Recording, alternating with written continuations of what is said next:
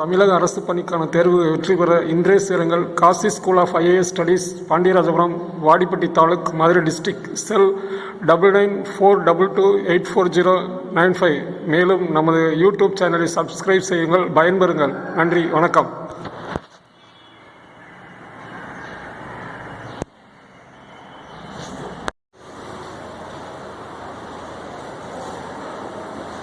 அனைவருக்கும் வணக்கம்.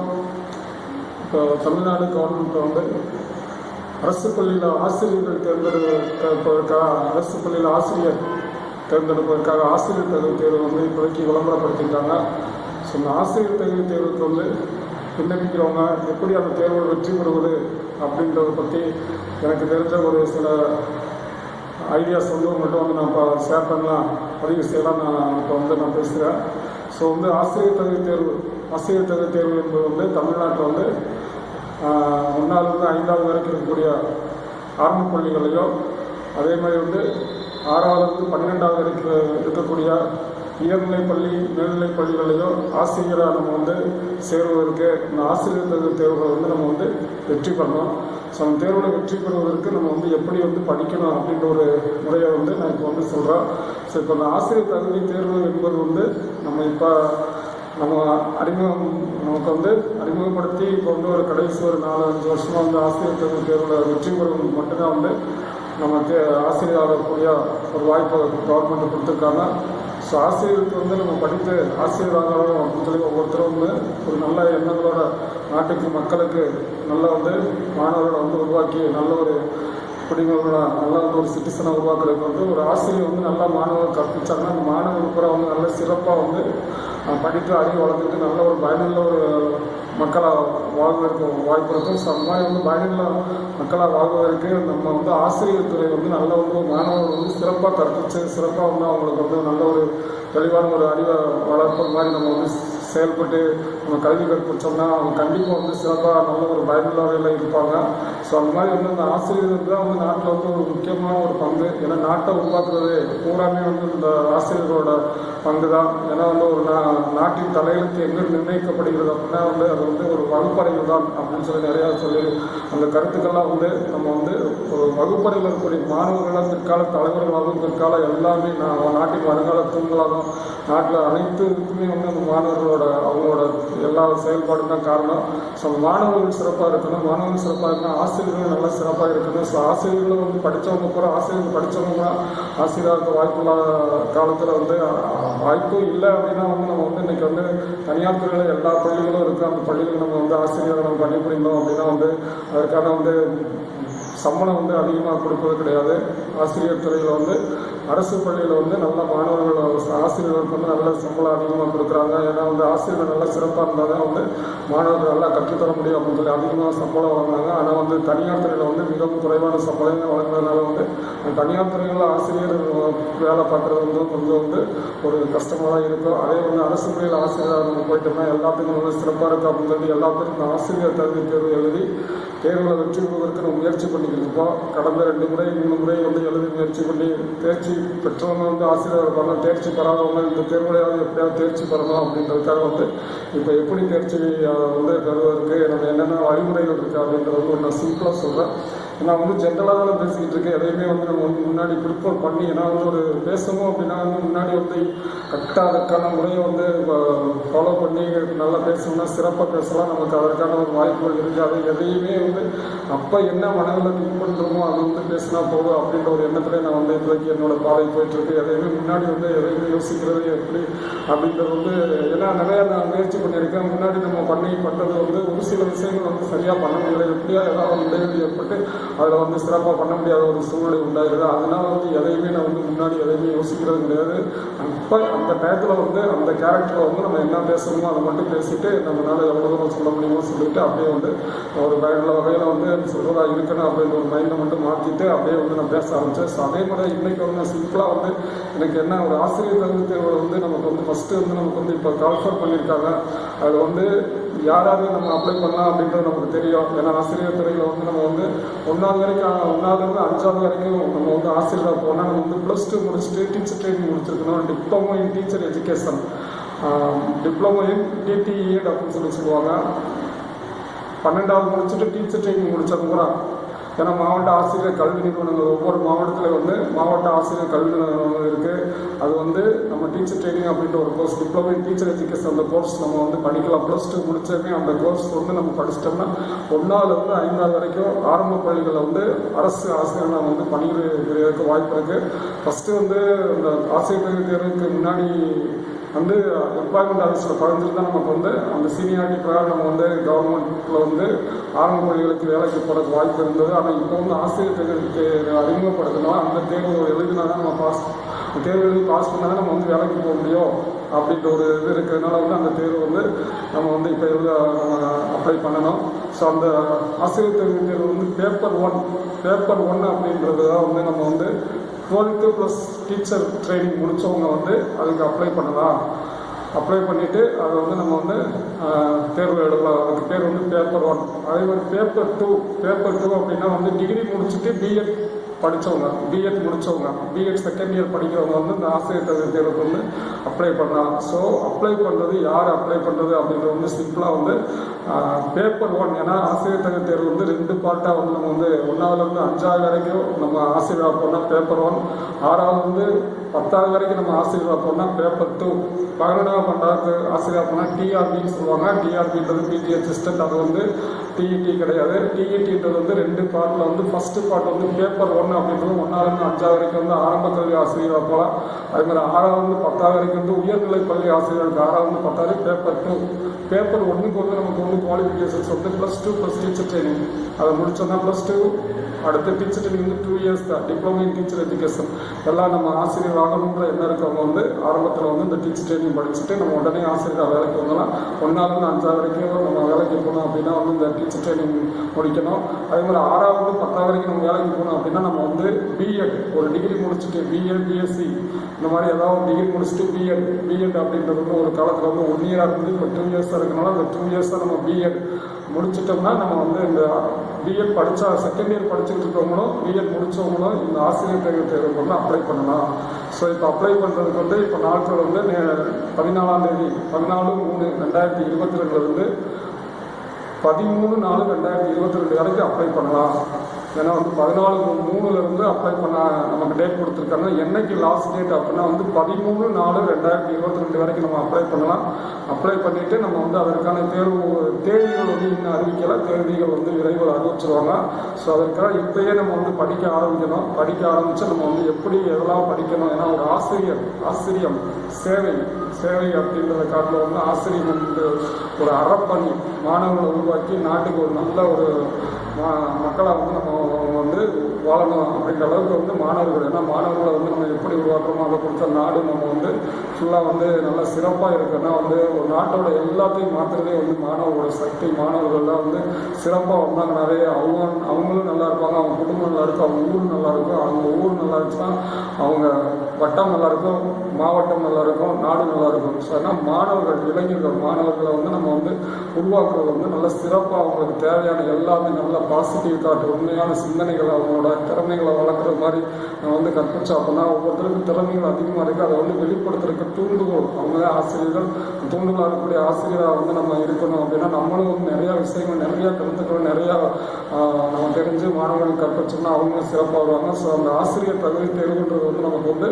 டேட் சொல்லியாச்சு, என்னைக்கு லாஸ்ட் டேட்னு சொல்லிட்டு அது கேள்வி எப்படி கேட்பாங்க. பேப்பர் 1க்கு வந்து கேள்வின்றது வந்து ஃபஸ்ட்டு வந்து எஜுகேஷன், சைல்டு டெவலப்மெண்ட் கடங்காட்சி அப்படின்னு சொல்லிட்டு நம்ம குழந்தை வளர்ப்பு திறன், குழந்தை மேம்பாடு, கல்வி அப்படின்னு சொல்லிட்டு வந்து அந்த கல்வி அது வந்து 6 to 11 வயது இருக்கக்கூடிய குழந்தைகளுக்கு வந்து எப்படி அவங்க குழந்தைகளுக்கு வந்து கல்வியை வந்து நம்ம மேம்படுத்த முடியும் அப்படின்ற ஒரு இதில் வந்து கல்வி தொடர்பான சைக்காலஜி, எஜுகேஷன் சைக்காலஜி, அந்த உளவியல் எஜுகேஷன் சைக்காலஜி அப்படின்னா கல்வி உளவியல் அப்படின்னு சொல்லிட்டு மாணவன் வந்து கல்வியோட தொடர்புடைய அவங்களுக்கு வந்து எப்படி கற்றுக் கொடுத்தோம்னா அவங்க வந்து ஈஸியாக எளிமையாக வந்து கற்றுக்கொள்வார்கள் அப்படின்றத வந்து நம்ம கற்பிக்கிற மாதிரி நம்ம வந்து அவங்க கேள்விகள் இருக்கும். ஸோ இது வந்து நம்ம எஜுகேஷன் வந்து தனியாக வந்து நம்ம டீச்சர் ட்ரைனிங்கில் நம்ம வந்து எஜுகேஷனில் ஒரு சப்ஜெக்ட்லேருந்து நம்ம படிக்கிறதா வந்து நமக்கு வந்து கண்டிப்பாக இருக்கும். ஏன்னா நம்ம இப்போ அதுக்கு வந்து நம்ம வந்து எந்த புக்கு அப்படின்னா இப்போ இருக்கக்கூடிய டீச்சர் ட்ரைனிங்கில் இருக்கக்கூடிய டிப்ளமோ டீச்சர் எஜுகேஷன் அதில் இருக்கக்கூடிய நம்ம இருக்கக்கூடிய சிலபஸில் அதில் இருக்கக்கூடிய புத்தகத்தை வந்து நம்ம தரவாக படித்தாலே நம்ம வந்து அதில் இருக்கக்கூடிய எஜுகேஷன் செய்திகளை வந்து சைல்டு டெவலப்மெண்ட் படக்காட்சிக்கு அதை மட்டும் நீங்கள் நமக்கு வந்து கொஸ்டின் பேட்டர்ன் வந்து மொத்தம் வந்து 150 கொஸ்டின்ஸில் வந்து ஒவ்வொரு பாட்டுக்கும் 30 கொஸ்டின் கொடுத்துருப்பாங்க. இப்போ நான் சொல்கிறது வந்து பேப்பர் 1 அதாவது +2 முடிச்சுட்டு டிப்ளமோ டீச்சர் முடித்தவங்க 1ஆவது 5ஆவது வரைக்கும் ஆசிரியராக பணிபுரியறதுக்கு இப்போ முயற்சி பண்ணுறவங்க வந்து இந்த பேப்பர் 1ல் வந்து 150 கொஸ்டின்ஸ் வந்து 30 கொஸ்டின்ஸ் வந்து child development and pedagogy. Second வந்து நம்ம வந்து நம்ம தமிழ் லாங்குவேஜ்லேருந்து ஒரு 30 கொஸ்டின், அடுத்து இன்னொரு 30 கொஸ்டின் வந்து இங்கிலீஷ்.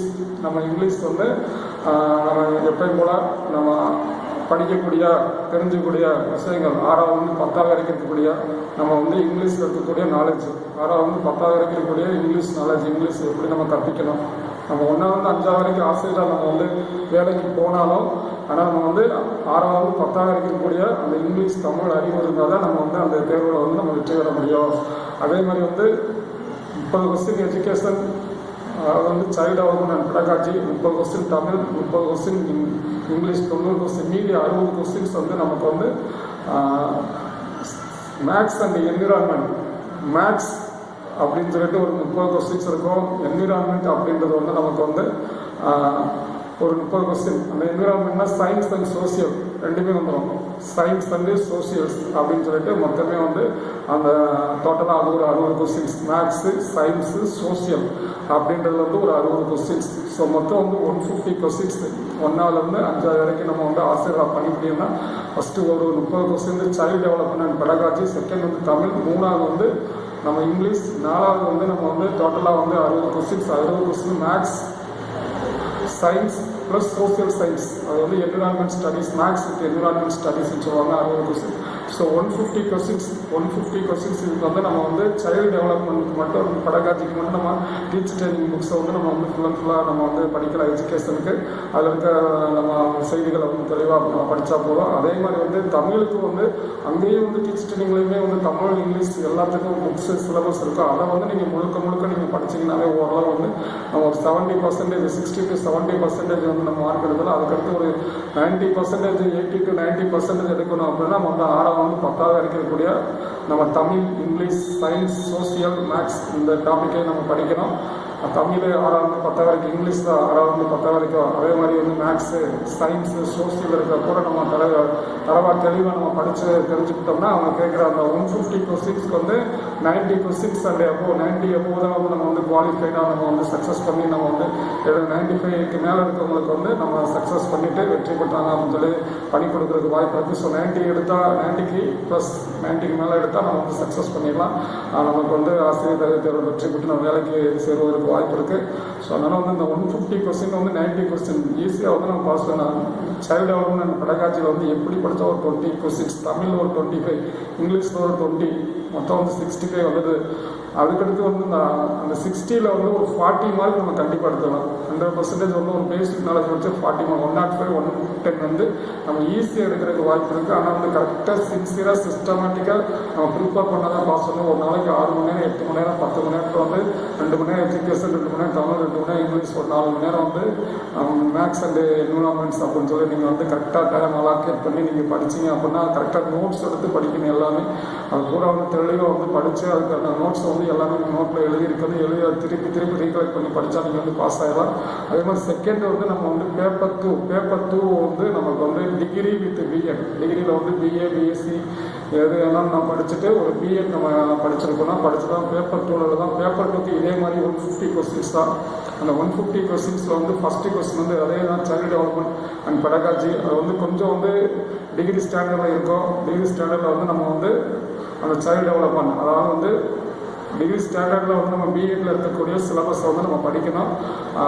டிகிரியில் வந்து நம்ம பிஎட் படிக்கும்போது நம்ம வந்து எஜுகேஷன் சைக்காலஜி கரிக்குலம் இந்த மாதிரி வந்து ஃபுல்லாக வந்து எஜுகேஷன் டெவலப்மெண்ட்ஸ்க்கு வந்து நம்ம வந்து என்னென்ன நம்ம வந்து பேப்பர்ஸ் படிச்சிருக்கோமோ அதில் இருக்கக்கூடிய செய்திகள் கூட நம்ம தெளிவாக படிக்கணும். அதில் வந்து எஜுகேஷன் சைல்டு டெவலப்மெண்ட் பெடகாஜி, ஏன்னா நம்ம போகிறது வந்து 10th வரைக்கும் போகணும்.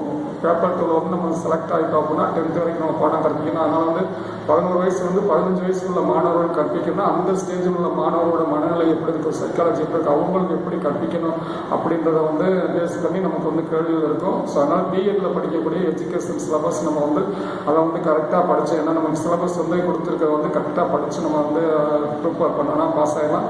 அதே மாதிரி தமிழ் 30 மார்க்கு. தமிழ் வந்து நம்ம வந்து 6வது 10வது வரைக்கும் இருக்கக்கூடியது. அதில் இருக்கிறது மட்டும் நம்ம வந்து ஓரளவு தெளிவாக படிச்சுட்டு சும்மா ஜஸ்ட்டு 11th 12th இருக்கிற வந்து ஒரு மேலோட்டமாக படித்தா ஓகே. 11th 12th தமிழ் இங்கிலீஷையும் நம்ம நல்லா தெளிவாக ஏன்னா நம்ம வந்து அது மட்டும் தான் படிக்கிறதுக்கு வந்து லிமிட்டேஷன் கிடையாது. நம்ம எவ்வளோ படிக்கிறோமோ அவ்வளோ நாலேஜ் எந்த கேள்விகளும் நம்ம ஆன்சர் பண்ணலாம். ஒவ்வொரு இதை வந்து நம்ம படிக்கும்போது புதுசாக தெரிஞ்சுக்கும் போது நம்ம அதோட தொடர்புடைய கொஸ்டின்ஸ்க்கு வந்து ஆன்சர் பண்ணலாம். ஏன்னா நம்ம 10th வரைக்கும் தான் படிச்சிருந்தோம் அப்படின்னா அதுக்குள்ள மட்டும் தான் ஆன்சர் பண்ணலாம். அதுக்கடுத்து நம்ம கொஞ்சம் 11th 12th கூட இன்னும் கொஞ்சம் நாலேஜ் இன்க்ரீஸ் ஆகும். அவங்க எப்படி கொஸ்டின் கேட்டாலும் நம்ம வந்து அதுக்கு ஆன்சர் பண்ண முடியாது. அதனால் 11th 12th அதில் இருக்கிறது மட்டும் நம்ம ஓரளவுக்கு வந்து கொஞ்சம் படிச்சுட்டு அதுக்கடுத்து வந்து என்ன நமக்கு வந்து பிஏ பிஎஸ்சி நம்ம டிகிரி ஸ்டாண்டர்டில் தான் நமக்கு வந்து கொஸ்டின்ஸ் இருக்கும். கொஸ்டின்ஸ் வந்து நமக்கு வந்து ஆனால் கொஸ்டின் நம்ம இந்த ஸ்டேஜில் இருந்தாலும் நம்ம கேட்குற கூட இப்போ வந்து 6வது 12வது இருக்கக்கூடிய புத்தகத்தில் இருக்கக்கூடிய முக்கியமான செய்திகள் தான் வந்து நம்ம கேள்வியாக கேட்குறாங்க. ஸோ அதை மட்டும் நீங்கள் தர பண்ணால் ஓரளவு எக்ஸாமில் சக்ஸஸ் பண்ணுறதுக்கு வாய்ப்பு இருக்குது. இது அந்த பேப்பர் 2லையும் இதே பேட்டர்ன் தான். 30 கொஸ்டின் வந்து சைல்டு டெவலப்மெண்ட் அண்ட் பெடகாஜி. அதே மாதிரி இப்போ அடுத்து 30 கொஸ்டின் தமிழ், அடுத்து 30 கொஸ்டின் இங்கிலீஷ். அதே மாதிரி இப்போ வந்து ஃபஸ்ட் குரூப் படித்து பிஎஸ்சி படிச்சிருந்தா வந்து நமக்கு வந்து மேத்ஸ் வித் சயின்ஸில் வந்து 60 கொஸ்டின்ஸ். மேக்ஸ் சயின்ஸில் வந்து மேக்ஸு சயின்ஸ் வந்து ஃபிசிக்ஸ் கெமிஸ்ட்ரி பாட்டனி சுவாலஜி அப்படின்னு சொல்லி அதில் 60 கொஸ்டின் இருக்குது. இதில் ஆர்ட்ஸ் வராது. ஏன்னா பிஎஸ்சி படித்தவங்க பிஎஸ்சி படிச்சுட்டு பிஏ படித்தவங்களுக்கு வந்து பேப்பர் 2ல் வந்து சயின்ஸ் தான் நம்ம வரும். அதில் சயின்ஸில் வந்து நம்ம வந்து maths plus physics chemistry biology அதில் வந்து நமக்கு ஒரு 60 கொஸ்டின் மொத்தம் 150 கொஸ்டின் வந்து சைல்டு டெவலப்மெண்ட் அண்ட் பெடகாஜி ஒரு 30 மார்க்கு, தமிழ் 30 மார்க்கு, இங்கிலீஷ் 30 90 மீதி 60 மார்க்குக்கு வந்து சயின்ஸ் படித்தோம்னா மேக்ஸ் வித் சயின்ஸ் அதில் வந்து ஒரு 60 கொஸ்டின்ஸ் வரும். டோட்டலி 150 கொஸ்டின்ஸ் வரும். 150 கொஸ்டின்ஸ் வந்து 90+ அபவ் எடுத்தீங்கன்னா நீங்கள் வந்து சக்ஸஸ் பண்ணுறதுக்கு வாய்ப்பு இருக்குது. அதே மாதிரி இப்போ வந்து நீங்கள் ஆர்ட்ஸ் டிகிரி படிச்சிருங்க, பிஏ இந்த மாதிரி வந்து படிச்சிருங்க, அந்த மாதிரி இருந்த BA history, BA economics, BA English, BA Tamil இந்த மாதிரி நீங்கள் படிச்சிருந்தீங்க அப்படின்னா அதுக்கு வந்து உங்களுக்கு வந்து பேப்பர் 2ல் வந்து 90 கொஸ்டின் எல்லாத்துக்கும் காமனாக இருக்கும். Education child development pedagogy Tamil English இது வந்து எல்லாத்துக்கும் காமனாக இருக்கும். அந்த 60 கொஸ்டின்ஸ் வந்து இங்கே வந்து எப்படி கேட்பாங்க அப்படின்னா மேக்ஸ் சயின்ஸ் இப்போலாம் இங்கே வந்து சோசியல் ஸ்டடீஸில் கேட்பாங்க. மேக்ஸு ஃபிசிக்ஸ் கெமிஸ்ட்ரியில் வராது. Only social studies. சோசியல் ஸ்டடீஸ்னால் ஹிஸ்ட்ரி, ஜாகிரபி, பாலிட்டி, அதே மாதிரி வந்து எக்கனாமிக்ஸ், காமர்ஸ் அது ரிலேட்டடாக வந்து நமக்கு வந்து கொஸ்டின்ஸ் வந்து ஒரு 60 கொஸ்டின்ஸ் இருக்கும். அந்த 60 கொஸ்டின்ஸில் வந்து நம்ம வந்து ஓரளவு ஏன்னா history, economy, geography, polity, economy அப்படின்றது வந்து 60 கொஸ்டின்ஸ் நம்ம வந்து ஈஸியாக 40 to 45 எடுத்துலாம். ஸோ இந்த மாதிரி வந்து 90 நம்ம எடுத்துட்டோம்னாலே 90+ எடுத்தாலே நம்ம வந்து கண்டிப்பாக வந்து ஆசிரியர் தகுதி தேர்வை வந்து வெற்றி பெறலாம். ஸோ வந்து இப்போ வந்து நான் வந்து ரொம்ப சிம்பிளாக தான் சொன்னேன். அந்த என்னைக்கு லாஸ்ட் டேட் யாராவது அப்ளை பண்ணுறது அப்படின்றத வந்து சொன்னால்.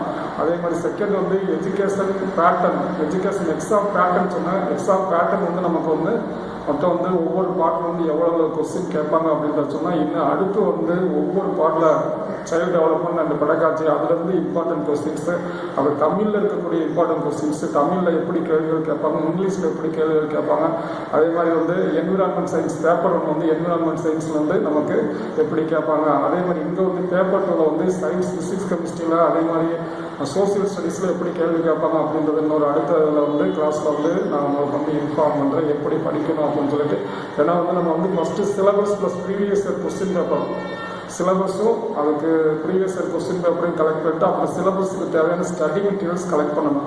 ஸ்டடி மெட்டீரியல்ஸ் ஃபுல் அண்ட் ஃபுல்லாக வந்து நம்ம வந்து எஜுகேஷனுக்கு வந்து நம்ம படித்த புக்கு, பிஎட்டில் படித்த புக்கு அல்லது டிப்ளமோவில் படித்த புக்கு அதில் வந்து ப்ளஸ் வந்து 6 to 10 6 to +2 இருக்கக்கூடிய இம்பார்ட்டன்ட் அந்த புக்கை கூட நம்ம வந்து ஓரளவு படிச்சிட்டோம்னா ஓரளவு எக்ஸாமில் சக்ஸஸ் பண்ணுறதுக்கு வாய்ப்பு இருக்கும். அந்த ப்ரீவியஸ் இயர் கொஸ்டின் பேப்பரையும் நம்ம வந்து திருப்பி பார்த்தா தான் நமக்கு வந்து கொஸ்டின்ஸ் எப்படி கேட்குறாங்கன்றது ஒரு அண்டர்ஸ்டாண்ட் பண்ண முடியும். ஏன்னா அவங்க கேட்குறது வந்து நமக்கு வந்து கொஸ்டின்ஸ் எப்படிலாம் கேட்பாங்க அப்படின்னு நம்ம தெரிஞ்சால் தான் நம்ம தகுந்த ப்ரிப்பேர் பண்ணோம். ஒரு சைடு அப்படி இருந்தாலும் ஒரு சைடு வந்து அந்த சப்ஜெக்டில் இருந்து நம்ம என்ன தெரிஞ்சுக்கிறோம், அந்த சப்ஜெக்ட்னால நமக்கு வந்து எவ்வளவு நம்ம வந்து அதோட ஒரு பயன் நமக்கு வந்து எவ்வளோ அது மூலம் நம்ம வந்து நாலேஜ் டெவலப்மெண்ட் ஆகிருக்கு.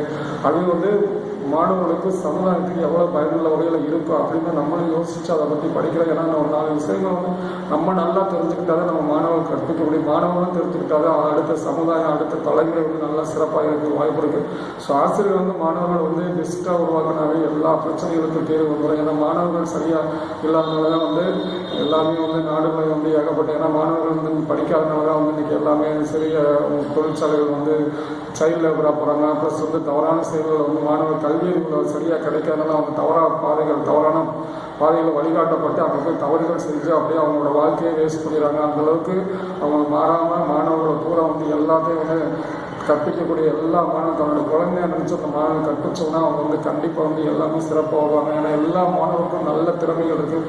அந்த திறமையை வெளிக்கொண்டு ஒரு ஆசிரியரோட ஒவ்வொருத்தரோட, ஏன்னா ஆசிரியர் துறை வந்து அறப்பணி. அது வந்து அவங்கள வந்து நம்ம வந்து உருவாக்குறது வந்து நாட்டை உருவாக்குற மாதிரி அவங்க எல்லாமே அவங்களோட மேன்மையான செயல்களுக்கு ஒரு ஆசிரியர் தான் காரணமாக இருப்பாங்க. அதனால் அவங்க ஆசிரியர் துறைக்கு வரவங்க அனைவரும் வந்து சிறப்பாக நம்ம ஆசிரியர் பணி புரிஞ்சு நாட்டுக்கு மக்களுக்கு நல்லா வந்து ஒரு சேவை செய்யக்கூடிய ஒரு பணியாக வந்து இந்த பணியை உருவாக்குற அளவுக்கு நம்ம செயல்படணும். ஸோ அதனால் வந்து இந்த ஆசிரியர் தகுதி தேர்வில் வந்து முயற்சி பண்ணுறவங்க வந்து உண்மையாக முயற்சி பண்ணுங்கள். உண்மையாக முயற்சி பண்ணி கண்டிப்பாக வந்து நல்லா படிச்சிங்கன்னா வந்து வெற்றி பெற முடியும். உண்மையாக படிங்க. உண்மையாக நம்ம வந்து என்ன விஷயங்கள் தெரிஞ்சுக்கிறோன்றதை வந்து நம்ம நோட்டில் எழுதி வச்சு நீங்கள் படிச்சிங்கன்னா கண்டிப்பாக தேர்வில் வெற்றி வர முடியும். ஸோ நான் அடுத்த கிளாஸில் வந்து நம்ம ஒவ்வொரு எக்ஸாம்லேயும் வந்து எப்படி கேள்விகள் கேட்பாங்க அப்படின்றத வந்து நான் சொல்கிறேன். ஸோ இன்றைக்கி வந்து எக்ஸாம் பேட்டர்ன் பற்றி ஜஸ்ட்டு எப்படி ஒவ்வொரு பாட்டு வந்து எவ்வளோ கொஸ்டின்ஸ் கேட்பாங்க அப்படின்றது மட்டும் சொன்னேன். அடுத்த கிளாஸில் வந்து ஒவ்வொரு பாட்டு செப்பரேட்டாக வந்து என்னென்ன கொஸ்டின்ஸ் கேட்பாங்க எல்லாமே டிஎன்பிஎஸ்சி இந்த மாதிரி எக்ஸாமில் கவர்மெண்ட் எக்ஸாமில் கேட்கக்கூடிய